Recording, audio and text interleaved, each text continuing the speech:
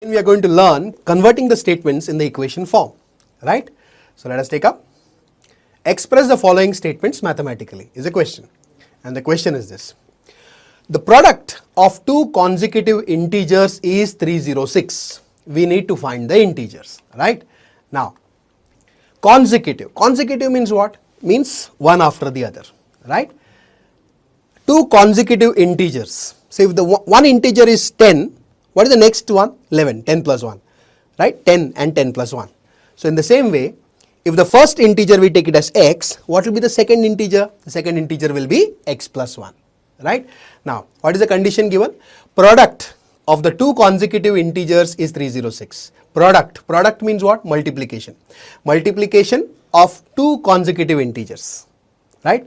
So multiplication of two consecutive integers means x, the first integer, into second integer.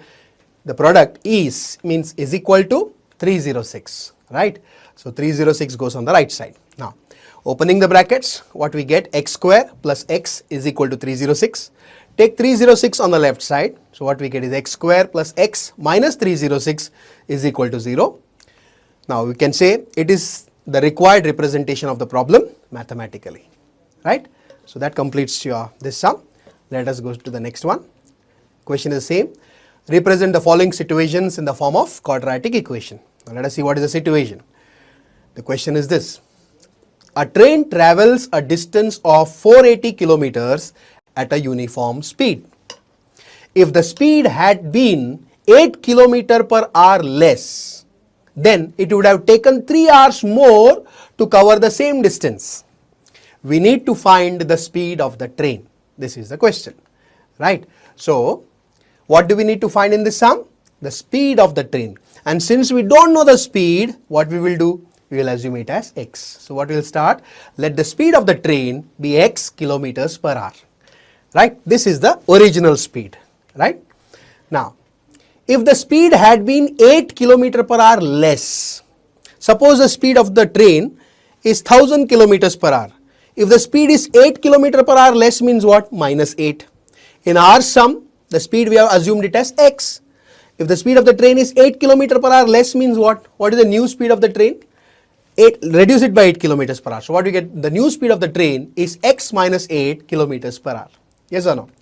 Right? Then let us prepare a table. This table is only for our understanding. You don't have to prepare it in the exam. Right? So old and new. We know the speed. Old speed, the original speed of the train was x kilometers per hour.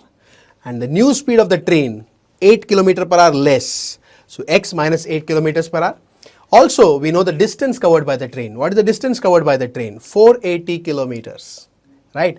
So old distance is 480 kilometers. New distance is also 480 only. Distance did not change. Right? Since we know the speed and since we know the distance, we can get the time. Yes or no? And time is nothing but distance upon speed.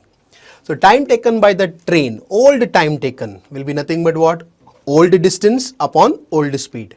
Old distance is 480 upon old speed is x. So 480 upon x hours. And new time taken by the train will be what? New distance upon new speed.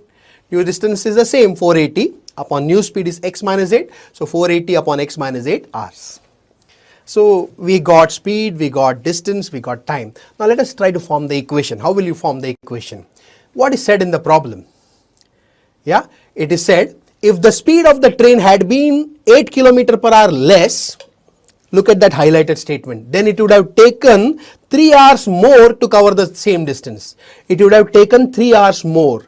Means the new time is 3 hours more. Suppose the old time is 10 hours with the old speed. Now because the speed of the train is reduced, it is taking 3 hours more than the old time. So what is the new time? New time is nothing but 3 hours more. Earlier it was taking 10 hours, now it is taking 3 hours more, means now it is taking 10 plus 3 hours. Or it is nothing but 13 hours. Yes? So, can you see here? The old time is 10, the new time is 13. Can you see the difference between the two times? 13 minus 10 is how many? 3 hours. The difference between the times is 3 hours. So, the difference means minus new time minus the old time is equals to how much? 3. You know the new time from the table. You know the old time from the table. The difference between the two times is 3 hours. So let us form the equation. So what we get? According to the condition, new time What is that? 480 upon x minus 8 minus the old time minus 480 upon x is equals to the difference between the time is equals to 3 hours. Right, now how will you handle this? Can you see the 480 common in both the terms on the left side? So 480 goes out common. What stays inside the bracket is 1 upon x minus 8 minus 1 upon x is equals to 3. Right, so cross multiplying and taking the LCM, and we can take that 480 to the right side also. So when you cross multiply, you get x minus x bracket x minus 8 upon x into x minus 8 is equals to 3 upon 480. So what we get, opening the brackets in the numerator, x minus into minus is plus 8 upon x square minus 8x is equals to 3 upon 480. 3 1s are 3 16s are 48, so you get 1 upon 160. So x and x gets cancelled in the numerator on the left side. So what you get is 8 upon x square minus 8x is equals to 1 upon 160. Again cross multiplying, what we get, x square minus 8x is equals to 8 into 160. So what we get is x square minus 8x is equals to 8 into 160 becomes 1280. Taking 1280 on the left side, keeping 0 on the right side. So what we get is x square minus 8x minus 1280 is equal to 0. Right? This is the mathematical form. So x square minus 8x minus 1280 is equal to 0 is the required mathematical form of the sum. Yeah, thank you.